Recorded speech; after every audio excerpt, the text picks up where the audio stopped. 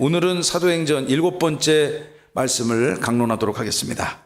사도행전 2장의 말씀인데 우리가 지난주까지 성령이 어떻게 그들에게 임했고 또 교회를 통해서 교회는 어떻게 세워져 가고 있는지 우리 같은 이런 그 물리적 교회 최초의 그 예루살렘 땅에 세워진 물리적 교회가 어떻게 세워지는지 예수님의 제자들이 예수님이 죽으시고 부활하시고 승천하신 모든 과정을 목도했는데 그들의 삶이 자유롭질 못했습니다. 굉장히 그 핍박과 박해를 받는 상황이었고 예수님의 제자라는 것이 드러나게 되면 그들의 신변의 위협을 받는 어려운 상황이었기 때문에 한 다락방에 모여서 오시기로 약속되신 그 성령을 기다리고 있었을 것이고 또 주님의 재림을 기다리고 있었던 것 같아요. 근데 그들이 문을 꽁꽁 걸어 잠그고 세상과 단절한 채 그 두려움 속에 살아갈 때 주님이 보내주시겠다는 약속하신 그 성령 하나님이 오순절 마가다락방 120명 주님의 제자들이 기도할 때 시간과 공간과 역사의 제약을 뚫으시고 성령께서 그들에게 임하셨습니다. 할렐루야. 그들이 처음 경험하는 하나님의 영을 성령의 역사를 체험하니까 온갖 방언으로 서로 각 지역의 언어로 소통하게 되는 특별한 현상이 나타나기 시작했고 무엇보다도 그들이 두려워 떨었던 그 공포감이 다 사라지고 이제는 더 이상 그 다락방에 숨어 있을 수가 없었던 것 같아요. 성령을 받으니까 가만히 앉아 있을 수가 없었던 거죠. 그들이 예배 자리에 뛰쳐나오고 또 가는 곳곳마다 복음을 전하기 시작했습니다. 오순절 때였기 때문에 디아스포라 유대인들 각지에 흩어져 지중해 연안을 낀 유럽, 아프리카 또 소아시아, 튀르키예 이런 각지에 흩어져 살았던 유대인들이 그 큰 절기를 맞아서 예루살렘 성을 방문하게 되었고 방문한 그곳에서 성령 받은 자들의 특별한 현상을 보고서 믿기지가 않았습니다. 저 사람들이 분명히 갈릴리 나사렛 출신의 어부들인데 어떻게 저런 각지의 언어를 소통할 수 있는가? 믿을 수가 없었습니다. 그래서 사람들이 조롱했습니다. 저 사람들 집단적으로 술에 취했구나. 집단적으로 알코올 중독이 돼 있구나. 이렇게 비난하기 시작했어요. 그러자 지난주부터 우리 읽었던 본문 바로 앞절서부터 베드로가 예루살렘 성의 수많은 사람들을 향해서 예수님을 전하기 시작합니다. 설교를 하는 거죠. 첫째, 그의 설교의 메시지가 무엇입니까? 우리는 술 취하지 않았다. 우리는 성령의 감동을 받은 자들이지 절대 술 취하지 않았다. 지금이 오전 9시인데 어찌 우리가 술에 취해 있겠는가? 그 성령을 받으니까 주님께서 주셨던 그 사명들이 새록새록 다 기억나고 어렴풋했던 메시지가 그들의 피부와 영성과 이성과 지혜로 다 깨달아지기 시작했습니다. 그 베드로가 분연히 모든 바깥의 사회적 환경, 정치적 상황 바뀐 것이 하나도 없습니다. 그런데 중요한 것은 성령 받은 그 제자들의 영성이, 삶이, 영혼이 바뀌게 된 거죠. 그러니까 이제 그 정말 순교를 각오하는 그런 마음으로 예루살렘 거리에 나와서 주의 복음을 예수님을 전하기 시작하는 거예요. 이것이 그 유명한 베드로의 설교입니다. 베드로는 이 사도행전을 딱 전반부 후반부로 나눌 수 있다고 제가 사도행전 구조를 설명드린 것으로 제가 기억을 하는데 1장부터 12장까지를 사도행전 역사의 전반부입니다. 초대교회의 설립 역사. 근데 그것은 누가 이끌고 갑니까? 베드로를 중심으로 이끌어 가죠. 그리고 13장부터 나머지 28장까지는 또 바톤을 이어받아서 초대교회를 세우고 가는 곳곳마다 복음을 전했던 위대한 사도, 그의 이름 그 유명한 바울이죠. 바울이 그 역사를 계승하여 교회를 세워나갑니다. 사도행전 전반부에 가장 강력하고 성령의 큰 역사가 누구에게 임했는가? 베드로에게 임한 겁니다. 베드로는 많은 설교문을 남기진 않았어요. 그런데 이 남긴 설교가 워낙에 강력한 설교입니다. 물론 이제 설교문을 읽는 게 쉽지는 않지만 그가 어떤 설교를 예루살렘 성 안의 성도들에게 하게 되었을까요? 그의 설교의 주제가 무엇이었을까요? 그는 무슨 메시지를 예루살렘 땅에 전하면서 교회를 세워가고자 애썼을까요? 저는 이 본문을 굉장히 제가 좋아하는 본문 중에 하나인데, 여러분 제가 이 본문의 상황을 미루어 보건대 이 본문은 어떤 성격을 갖고 있는가? 최초의 물리적 교회, 예루살렘 교회의 설립 기념 설교 같은 거예요. 그 설교의 주제가 무엇인지 함께 우리가 상고해 보기를 원합니다. 지난주에 이런 설교를 했죠. 우리가 오순절 성령 세례를 받았다. 그리고 나서 보니까 그 먼 날 우리의 선지자 요엘이 말세의 시대가 이럴 것이다 라고 예언했던 그 말씀이 꼭 들어맞는 역사가 성취되었음을 우리는 확인했다. 여러분, 구약시대에는 누가 기름을 부음 받았습니까? 왕이나 선지자나 제사장들이 받았지 않습니까? 그런데 이제는 말세의 시대에 성령이 임하니까 남녀노소를 불어나고 또 유대인뿐만 아니라 심지어 이방인들에게까지도 그 성령이 임한다는 것을 그들이 확인했습니다. 그러므로 그 요엘의 예언이 마땅히 성취되었고 우리는 오늘 그런 시대를 살고 있노라. 더 이상 왕, 제사장, 선지자의 전유물이 아니다. 성령은 하나님의 부름받아 선택받은 모든 주의 백성들이 받을 수 있는 것이다. 할렐루야. 이런 설교를 하고 있는 거죠. 그리고 나서 그의 설교의 본격적인 주제가 이제 드디어 계시되어지기 시작합니다. 여러분, 베드로 설교의 핵심적 사상 주제가 무엇인지, 그러니까 모든 설교의 이 포를 이쪽에서 땅 쏘면, 제가 포병 출신이라 가지고 자꾸 포가 생각이 나요. 여러분, 포를 쏘는 게 잘 볼 기회가 없으셨겠지만 포는 이 곡사화기잖아요. 곡사화기. 그래서 그러니까 위치를, 타켓을 눈으로 확인하고 쏘는 게 아니죠. 누군가가 그 정보를 알려주면 그 정보를 가지고 어느 방향, 어느 곳으로 이제 포탄을 탁 떨어뜨리는 거죠. 이게 포탄이 평 날아갑니다. 날아가는데 이게 곡사화기니까 커브를 그리면서 쫙 날아가면서 목적지를 향해서 딱 떨어져야 명중하는 거 아닙니까? 포병들은 늘 그런 훈련을 합니다. 시시때때로 합니다. 이 포탄을 정확하게 목적지에 떨어뜨리는 그런 훈련. 이 설교도 마찬가지죠. 설교의 주제가 있습니다. 설교의 주제가 있으므로 모든 설교가 그 주제를 향해서 집약이 돼야 되는 거죠. 메시지가. 베드로 설교의 그 중심은 무엇일까요? 우리 첫째 말씀 22절과 24절의 말씀을 통해서 그 주제가 무엇인지를 헤아려 봅시다. 자, 대지를 읽어보세요. 첫째, 시작. 무고당한 예수를 하나님이 다시 살리셨다. 이것이 그의 설교의 첫 번째 주제입니다. 억울하게 음해나 모함을 당한 그 무고죄 아시죠? 죄가 없는데 그 사람 음해해가지고 뒤집어 씌우는 사람, 나쁜 사람들이죠. 이 영혼이 바른 사람이 아닙니다. 정신세계가 온전한 사람들 아니죠. 근데 그것이 억울해가지고 이제 세상 법정에 그 재판을 청구를 하죠.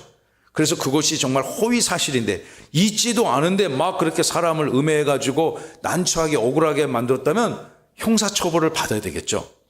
우리 베드로 설교의 첫 번째 메시지는 당신들이 하나님의 아들 예수 그리스도 그 메시아를 무고하게 희생시켰다. 그것입니다. 그러니까 첫 번째 주제가 무엇입니까? 예수 그리스도인 거죠.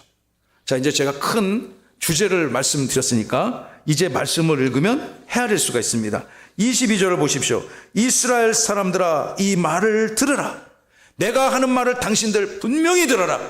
여러분, 이 베드로의 설교를 읽어보면 정말 목숨 걸고 하는 설교입니다. 설교를 잘해서 한번 히트치고 그게 아니고 이 설교를 하고 나서 정말 예수님 같이 십자가에 못 박아 죽을 수도 있는 그런 절체절명의 상황 속에서 그가 이제 성령을 받았기 때문에 모든 두려움 염려 사라지고 오로지 그의 남은 인생을 예수를 위해 쓰겠다라고 아마 강력한 결단을 한 것 같아요. 그것이 그렇게 베드로와 사도들의 태도를 바꾸게 된 결정적인 계기가 무엇입니까? 바로 성령 세례를 받은 거죠. 다 함께 성령 세례. 성령 세례. 여러분 이미 다 성령 세례를 받았을 줄로 믿습니다.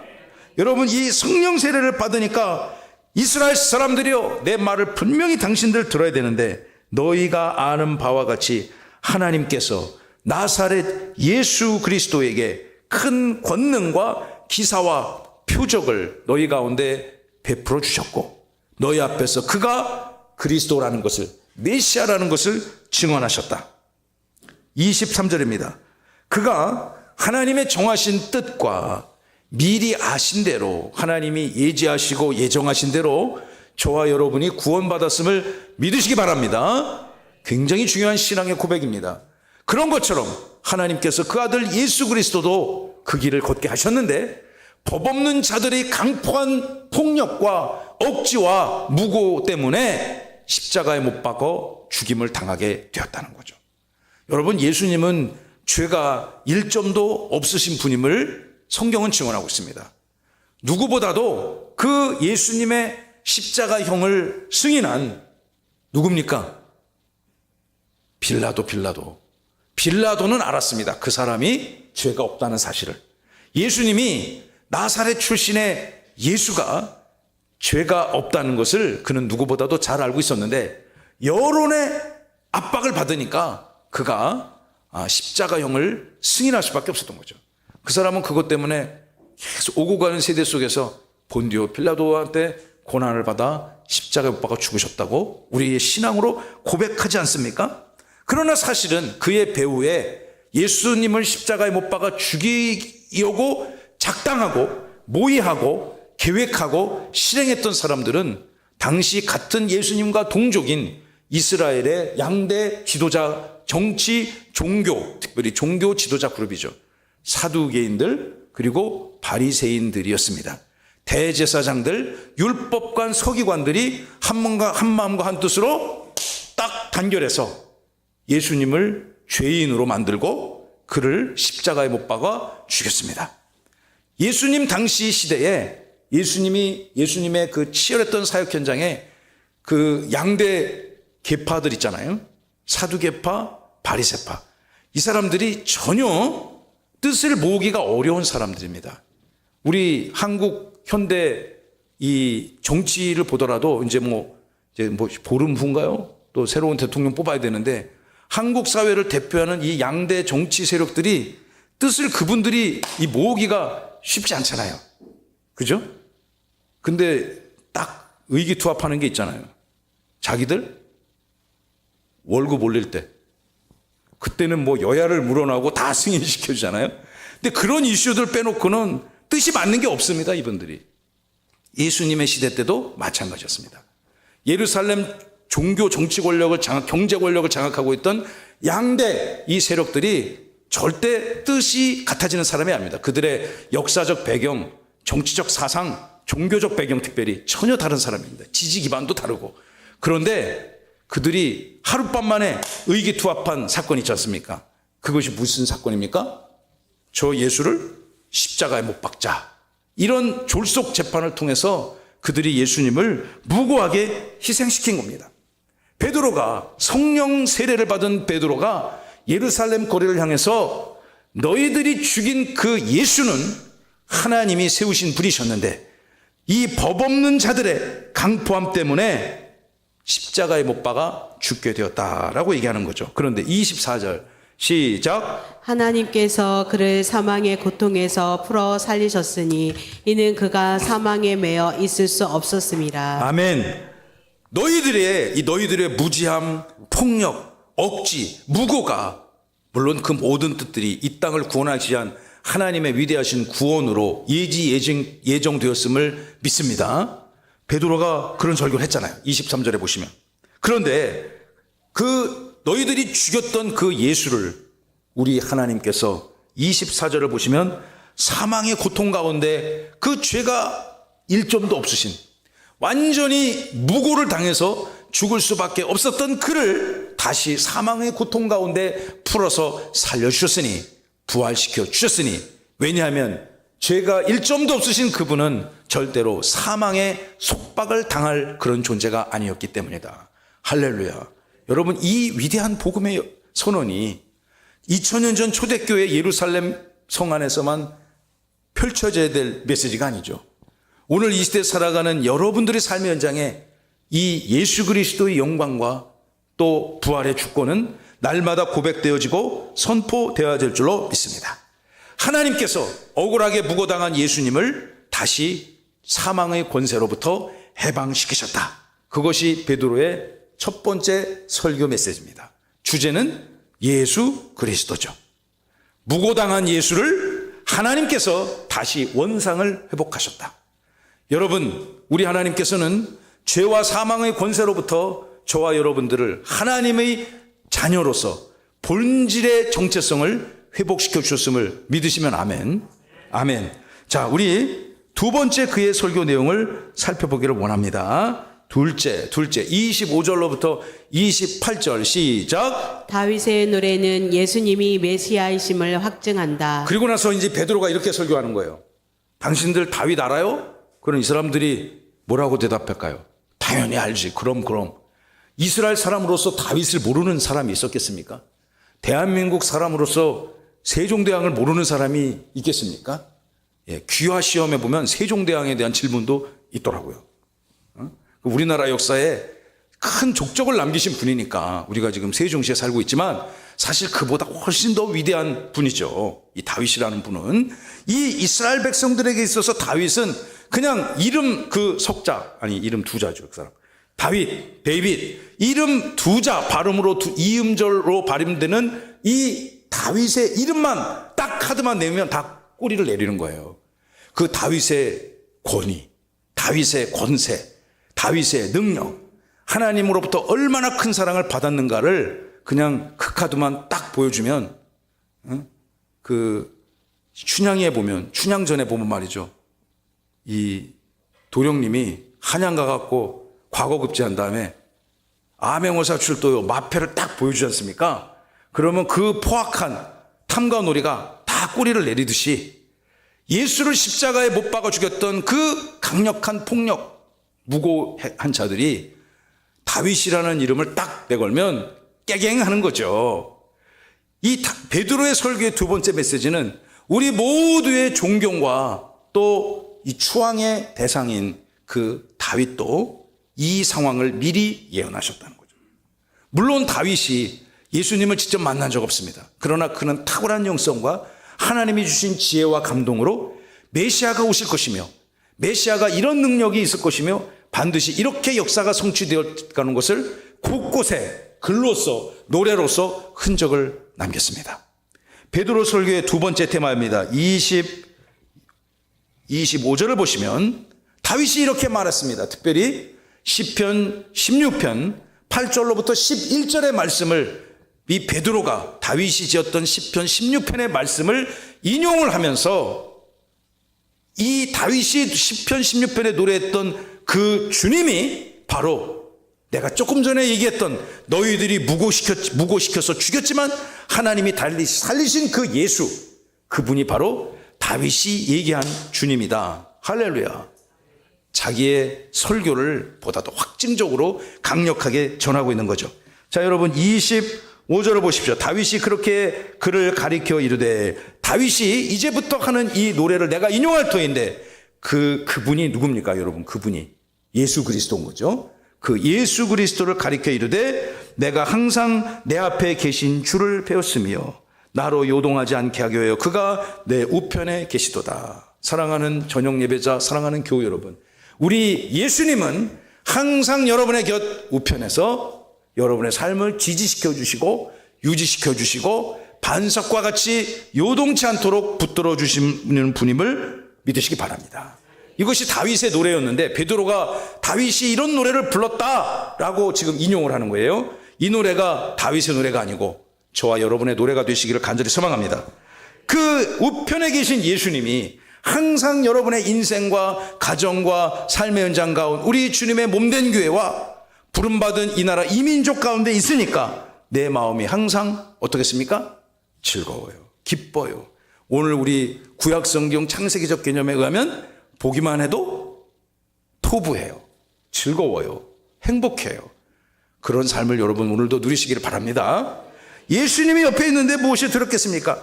그러니까 나오는 모든 혀도 즐거워.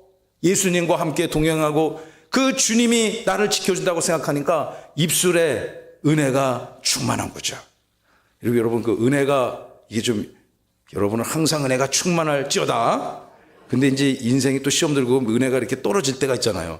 그러면 낯빛이 변해요. 낯빛이 아주 차가워져요.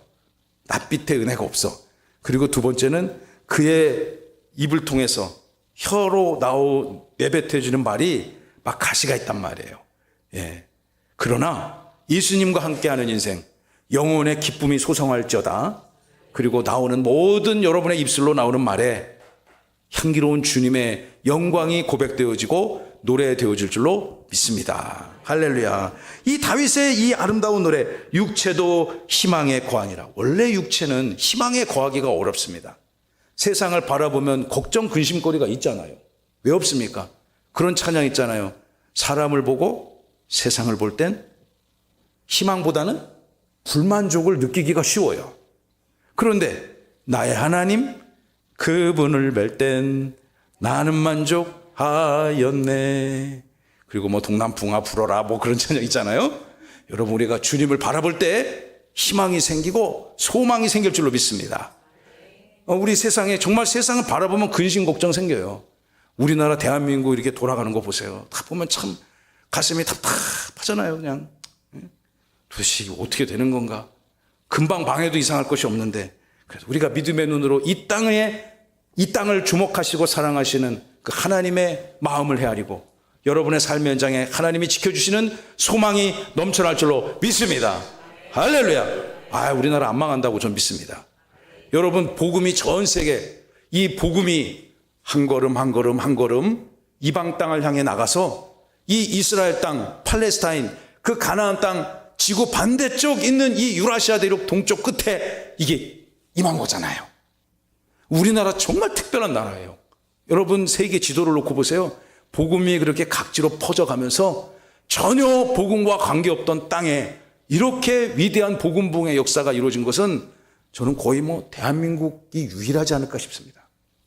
우리가 언제 우리 조상들이 예수님 봤습니까? 여러분의 할아버지, 할머니가 예수님을 만난 사람이 없잖아요. 그런데 우리가 그 예수를 보지 않고서도 베드로가 이렇게 증언하는 그 예수가 나의 그리스도이고 다윗이 노래했던 그 메시아라고 인정하시지 않습니까? 이게 대단한 믿음이에요. 여러분 지금 아멘 하셨잖아요. 우리 좌우 앞뒤에 계신 분 이렇게 축복합시다. 대단한 믿음을 가지셨습니다. 대단한 믿음을 가지셨습니다. 이거 농담 아니에요.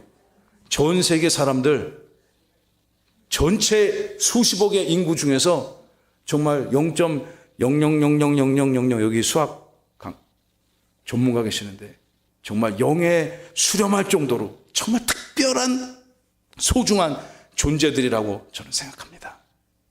성령께서 여러분의 인생을 반드시 반석과까지 지켜주실 줄로 믿습니다. 자, 계속해서 베드로의 설교를 읽어봅시다. 자, 그리고 27절 다 함께 시작. 이는 내 영혼을 음부에 버리지 아니하시며 주의 거룩한 자로 썩음을 당하지 않게 하실 것이미로다. 28절 주께서 생명의 길을 내게 보이셨으니 주 앞에서 내게 기쁨이 충만하게 하시리로다 하였으므로. 이렇게 다윗이 노래했던 그 주, 이렇게 위대한 믿음의 조상 다윗이 간절히 기대하고 사모하고 그 옆에만 있으면 언제나 내 영혼이 기쁘고 즐겁고 내 혀에서 나오는 모든 소리가 다 아름답도다 라고 노래하고 나로 하여금 수월이 지옥으로 떨어지지 아니하고 나를 살려주실 그분이 누구다? 예수 그리스도다. 할렐루야. 그분이 누구다? 당신들이 얼마 전에 십자가 못 박아 죽였던 그분이라는 것입니다. 할렐루야.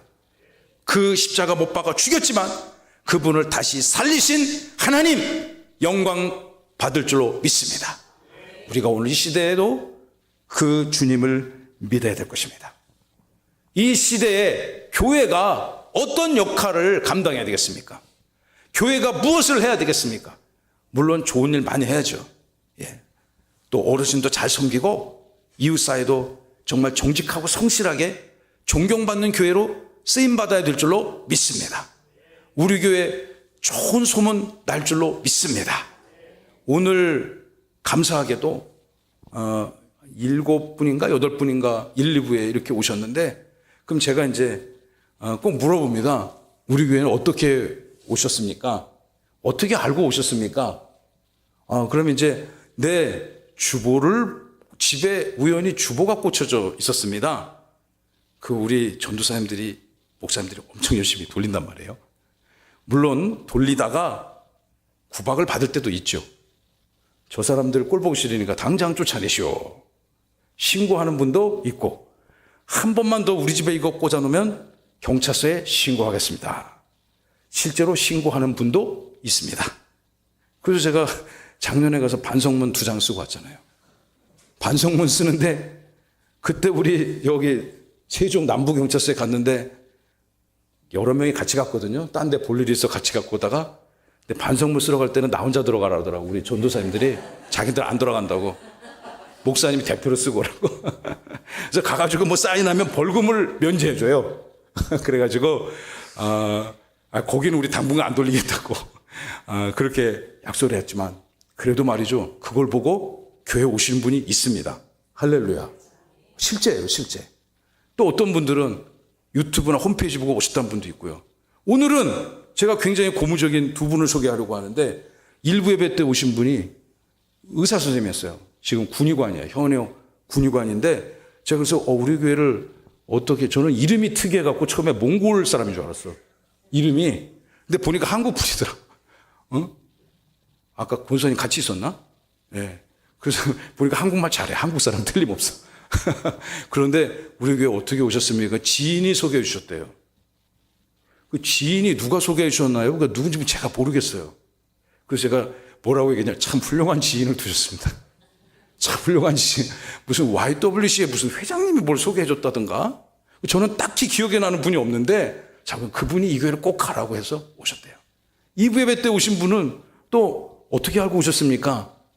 자기 남편이 여러 교회를 싹 서치우고 세종명성교회를 가라고 그래서 왔대요. 예. 우리 교회가 이 시대적 책임을 다하면서, 비록 뭐 이제 이곳에 와서 목회사역 시작까지 우리 상가에서 지금 이제 4년째인데, 이곳에서 주님의 복음, 예수 그리스도, 할렐루야, 그분이 살아나셨고, 그분이 우리 옆에 있을 때 우리 영혼이 항상 기쁘고 즐겁다, 이 복음의 능력을 이 땅에 증거해야 될 줄로 믿습니다. 그런 사역을, 세상에서는 그런 사역을 하면 요즘에 뭐라고 그러냐, 미련하다고 합니다. 요즘에도 그렇게 하는 교회가 있냐고. 근데 여러분, 교회가 그것을 위해 세워진 곳이라는 것을 사도행전 베드로의 설교를 통해서 증언하고 있습니다. 베드로의 이 역사적이고 우주적인 설교가 맞춰지고 난 다음에 어떤 현상이 나타나는가? 교회가 생겨난 것입니다. 할렐루야. 그 영적인 교회가 아니라 실제 물리적 교회가 예루살렘 땅에 세워지게 된 거죠. 그 교회를 중심으로 온 열방을 향해서 안디옥으로, 베니게로, 구브로로, 저 지중해 바다 건너 로마로, 아테네로 복음이 전해진 거예요. 그 복음이 유럽 대륙을 다 이렇게 장악을 하게 되고, 그 복음이 대서양 대륙을 횡단해서 신대륙에 갔다가, 신대륙에서 예수를 전했던 분들이 복음 들고 태평양을 건너 우리나라에 왔잖아요. 물론 우리나라가 이 한국 교회사를 공부하다 보면요, 정말 너무너무 재미있고 흥미로운 사건들이 많습니다. 한국 교회사 너무너무 재밌습니다. 언제 우리 기회가 되면 뭐 새벽 성서대학이나 이럴 때 그런 거 한번 같이 다뤄보려고 해요. 한국이 복음화된 것은 정말 특별한 역사입니다. 이 시대, 이 교회가 어떤 역할을 주님 앞에 감당해야 될 것인가, 크게 고민할 게 없다고 생각해요. 베드로가 전했던 이 예수 그리스도, 오직 구원은 예수 그리스도에게만 있고, 이 예수 그리스도가 구약 성경에 예표되고 계시되어진 그 메시아, 그분이 이 땅에 오셔서 우리를 살리셨고, 우리는 그분을 믿음으로 구원받아 하나님의 백성으로 회복됐다는 이 복음의 본질을 충성스럽고 헌신스럽게 전하고 증거하고 선포되어야 될 줄로 믿습니다. 이번 한 주간에도 여러분 이 말씀을 붙들고 여러분에게 있어서 예수 그리스도가 누구신지, 베드로가 정말 목숨을 걸고 전하려고 했던 그 예수 그리스도가 저와 여러분의 예수님, 그리스도, 하나님의 아들, 메시아, 구원의 주권자가 됨을 믿으시고 이번 한 주간에도 믿음 안에 승리하시기를, 살아계신 예수님, 부활하신 예수님, 이 시간 여러분과 영원토록 함께 하실 그 예수님의 이름으로 축원하고 축복합니다.